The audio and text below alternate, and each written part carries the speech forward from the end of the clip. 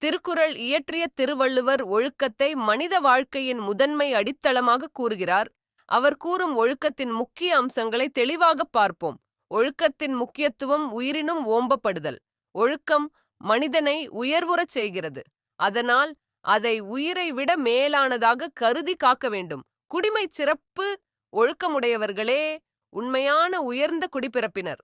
செல்வம் பதவி இருந்தாலும் ஒழுக்கம் இல்லையெனில் அந்த உயர்வு பயனற்றது. பழி தவிர்த்தல். ஒழுக்கம் காக்கும் மனிதன் சமூகத்தில் புகழுடன் வாழ்வான். ஒழுக்கம் தவறினால் பழியும் இழிவும் நிச்சயம். இழுக்கம் தவிர்த்தல்.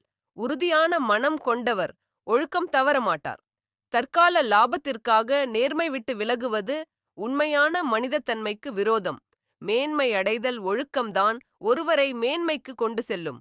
கல்வி, செல்வம், அதிகாரம் எல்லாம் ஒழுக்கத்தால்தான் மதிப்பை பெறும்.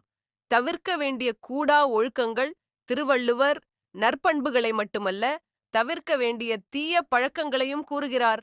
அழுக்காராமை, பொறாமை, கொல்லாமை, கள்ளாமை, திருடாமை, கள் உண்ணாமை, மது அருந்தாமை, பிறனில் விழையாமை, பிறன் மனை நாடாமை, இன்னா செய்யாமை, பிறருக்கு தீங்கு செய்யாமை,